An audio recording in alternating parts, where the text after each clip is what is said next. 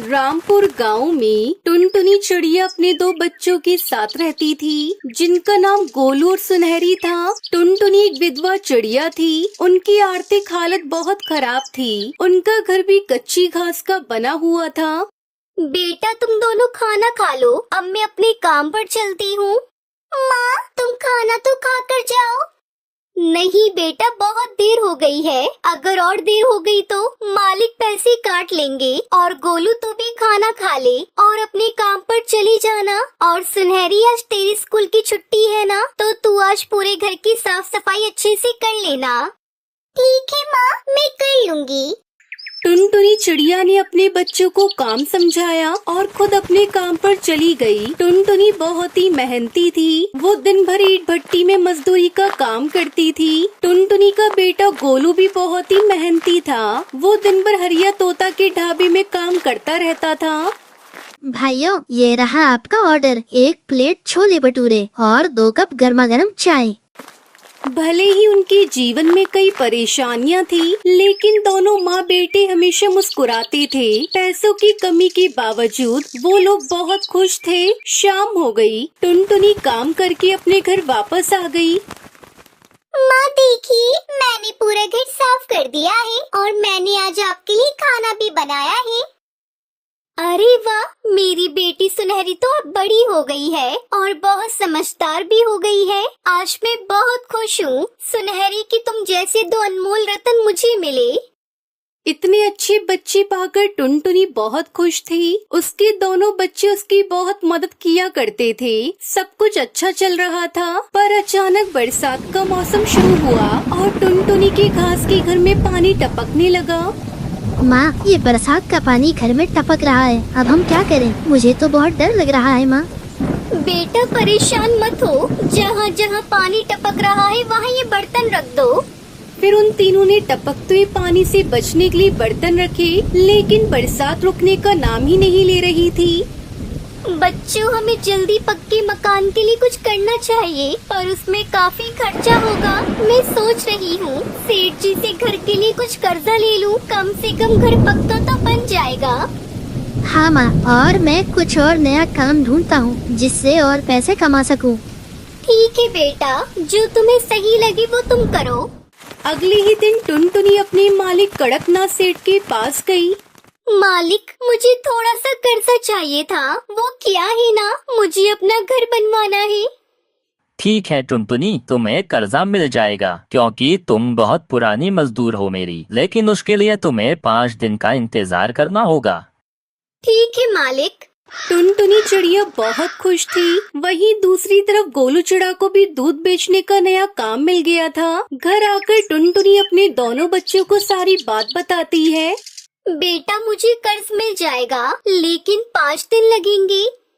माँ, मुझे भी दूध बेचने का काम मिल गया है। सुबह बस 2 घंटे का काम है और 2000 रुपए पगार है। अरे वाह, ये तो बहुत अच्छा हुआ। भैया को काम मिल गया और माँ को पैसे। अब जल्दी हमारा पक्का घर बनेगा, फिर हमें बरसात में भीगना नहीं पड़ेगा।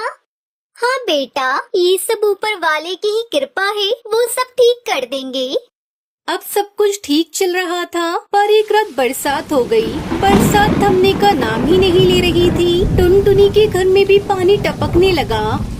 बच्चों, मुझे नहीं लगता कि बरसात आज रुकेगी। इस तरह बारिश होती रही तो पूरा घर में बाढ़ आ जाएगी। सब पक्षी इस बारिश से बहुत परेशान थे। किसी के घर पानी में डूब रहा था तो किसी का सामान। बच्चों, जल्दी सुनो, जरूरत का सारा सामान उठा लो, हमें कहीं और जाना होगा। अब हम यहाँ पर नहीं रह सकते। ये घर कभी भी ढह सकता है। इसके नीचे दबकर हम लोग मर जाएंगे। फिर उन तीनों ने सामान सर पर रख लिया और पानी में चलने लगे। बच्चों, पानी तो बढ़ता ही जा रहा है। हमारे गांव में ऐसी कौन सी जगह होगी जहां हम लोग इस बारिश से बच सकते हैं? गोलू चिड़ा ये सोच ही रहा था कि उसे कुछ याद आया। माँ, हाँ मुझे याद है, चलिए आप दोनों मेरे साथ। फिर गोलू अपने साथ अपने परिवार को गांव की सीमा की ओर ले गया। वहाँ एक जमीन पर एक पुराना ट्रेन का डिब्बा था। माँ, आज से हम इस ट्रेन के डिब्बे में ही रहेंगे। बरसात से बचने के लिए वो तीनों उस ट्रेन के डिब्बे में चले गए। बच्चों, कम से कम यहाँ हम सूखे हैं, यहाँ बारिश नहीं आ सकती। माँ, ये तो हमारे घर से भी अच्छा है, यहाँ सोने के लिए गद्दे भी हैं। हाँ बेटा, पर अब पहले कुछ खाने का इंतजाम करते हैं। टुनटुनी ने अपना वो सारा सामान खोला जो वो अपने साथ लेकर आई थी और उससे अपने लिए और अपने बच्चों के लिए खाना पकाया और पेट भरकर उन सब ने खाना खाया। हमारे घर का क्या हुआ होगा माँ? हमारा घर बारिश में डूब गया होगा क्या? देखते हैं सुनहरी, ये बरसात थमने दे और पानी सोखने दो, फिर घर का देखते हैं। तब तक हमारे सर पर ये घर है ना, तब तक हम इसी ट्रेन घर में रहेंगे। धीरे धीरे बरसात थम गई और पानी सूखने लगा। गांव वाले अपने अपने घरों में लौटने लगे और उसके बच्चे अपने घर के पास लौटे तो उनका घर पूरी तरीके से टूट चुका था। हे भगवान, ये सब क्या हो गया? हमारा घर तो टूट गया, अब हम क्या करेंगे, कहाँ रहेंगे? माँ, आप परेशान मत होइए, हम सब अपने ट्रेन घर में रहेंगे। वो ट्रेन घर तो बहुत मजबूत और बड़ा भी है। हाँ बेटा, तुम बिल्कुल सही कह रहे हो, हम अपने ट्रेन घर में रहेंगे जब तक हमें पैसे नहीं मिल जाते। जैसे ही हमें पैसे मिलेंगे तब हम अपना मजबूत घर बनवा लेंगे।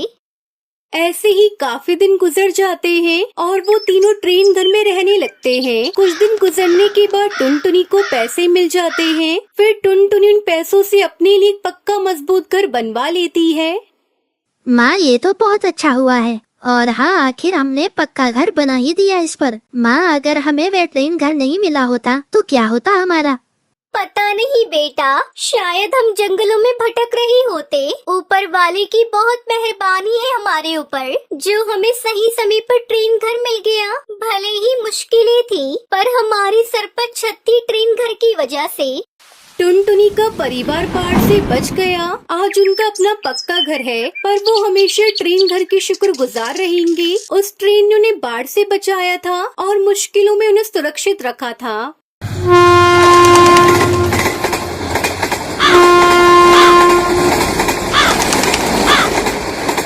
शिमला के जंगल में टुनटुनी चिड़िया अपने पति कालू कौवे के साथ रहती थी। कालू कौवे ने टुनटुनी से प्रेम विवाह किया था, जिसके चलते उनके घर वाले उन्हें अपने घर से निकाल चुके थे। अब हम लोग कहाँ जाएंगे जी? हमारे घर वालों ने तो हमें घर से बाहर निकाल दिया। आपके पास तो अभी कोई काम भी नहीं है, कहाँ रहेंगे हम लोग और क्या खाएंगे? अरे पगली, इतना बड़ा ये जंगल है, कहीं न कहीं हमें काम मिल ही जाएगा। और रहने के लिए मैं कोई किराए का घर देखता हूँ। जब मैं कमाने लगूंगा तो अपना घर भी बना लेंगे। अब चलो यहाँ से चलते हैं, पहले हम रहने का आसरा ढूंढते हैं। दोनों पति पत्नी जंगल के मुखिया चील के पास पहुँचते हैं और उससे रहने के लिए एक किराए का घर ले लेते हैं। चलो, अब रहने का इंतजाम हो गया, मैं घर को सजाती हूँ। तुम जाकर कहीं काम ढूंढो और आते समय राशन लेते आना। अच्छा भाग्यवान, मैं जाता हूँ, तुम अपना ध्यान रखना। इतना कहकर कालू कौआ काम तलाश करने चला जाता है। बहुत कोशिश करने पर उसे एक जगह काम मिल जाता है। शाम को राशन लेकर कालू कौआ जब घर लौटता है। आप आ गए जी, जल्दी लाओ राशन, मैं भोजन बनाती हूँ, मुझे बहुत जोरों से भूख लगी है। टुनटुनी भोजन बनाती है और दोनों खाना खाते हैं। रात को सोते समय टुनटुनी कालू से कहती है, आपको तो काम मिल गया, अब तो आप रोज काम पर चले जाएंगे। मैं सोच रही हूँ क्यों ना मैं भी आपके साथ काम करूँ, इससे घर में दोगुनी आमदनी होगी और जब ज्यादा आमदनी होगी तो हमारा घर भी जल्दी बन जाएगा। तो ठीक है टुनटुनी, कल से तुम भी मेरे साथ काम पर चलो। अगले दिन से टुनटुनी और कालू दोनों साथ में काम पर जाने लगे। इस तरह 2 महीने गुजर गए। सब कुछ अच्छा चल रहा था। सुनो जी, मैं माँ बनने वाली हूँ, अब मैं आपके साथ काम पर नहीं जा सकूंगी, मुझे अब आराम की जरूरत है। टुनटुनी की ये बात सुनकर कालू कौवा खुश हो जाता है और अकेले ही काम पर चला जाता है। इस तरह कुछ दिन गुजर जाते हैं। एक दिन जंगल का सरदार कालू के घर आता है। कालू, अरे ओ कालू, जल्दी घर से बाहर निकल, मुझे तुझसे बहुत जरूरी बातें करनी है। मुखिया की आवाज सुनकर टुनटुनी चिड़िया घर से बाहर निकलती है। मुखिया जी, क्या बात है? आपको जो कहना है मुझसे कहिए, कालू तो काम पर गए हैं। जब कालू घर आ जाए तो उसे बता देना, इस महीने से घर का किराया दुगुना लगेगा। रहना है तो दुगना किराया देना पड़ेगा। इतना कहकर मुखिया वहाँ से चला जाता है। शाम को टुनटुनी ये बात कालू को बताती है। अब क्या होगा जी, वैसे भी आजकल मैं काम पर नहीं जा रही हूँ, कमाई भी बहुत कम हो रही है, दुगना किराया हम लोग कैसे देंगे? कुछ ही दिनों में अपना बच्चा भी आने वाला है, उसे लेकर हम कहाँ कहाँ ठोकरें खाते फिरेंगे। मेरा तो दिमाग काम करना बंद कर दिया है, एक बार फिर से हम लोग बेघर हो जाएंगे। टुनटुनी तू माँ बनने वाली है, तू इतना चिंता मत किया कर। तेरे और बच्चे दोनों के सेहत के लिए अच्छा नहीं होगा। रात हो गई है, कल सोचेंगे क्या करना है। फिर दोनों पति पत्नी सो जाते हैं। अगली सुबह कालू काम पर जा रहा था। वो उस समय बहुत परेशान था। उसे कुछ समझ में नहीं आ रहा था कि अब वो अपनी पत्नी को लेकर कहाँ जाएगा। इसी परेशानी में कालू कौआ अपना रास्ता भटक जाता है और एक पुरानी रेल की पटरियों के पास आ जाता है। अरे ये क्या, मैं तो अपना रास्ता भटक गया। थोड़ी देर आराम कर लेता हूँ, फिर आगे चलता हूँ। ऐसा सोचकर कालू कौआ एक पुरानी खंडर पड़ी रेल के डिब्बे के अंदर जाकर बैठ जाता है। उस रेल के डिब्बे की हालत खराब होने के कारण वो अब इंसानों के इस्तेमाल में नहीं थी। अरे ये रेल डब्बा तो बहुत पुराना है और बिल्कुल खाली पड़ा है। क्यों ना हम लोग इसी में अपना घर बना कर रहे। मैं अभी जाकर टुनटुनी को बताऊंगा। फिर कालू कौआ वहाँ से खुशी खुशी चला जाता है। शाम को जब वो घर लौटता है तो टुनटुनी को रेल के डिब्बे वाली बात बताता है। अगले दिन वो टुनटुनी और अपने सामान को लेकर उस डिब्बे के पास आता है। फिर दोनों पति पत्नी उस रेल के डिब्बे में घर बनाकर रहने लगते हैं।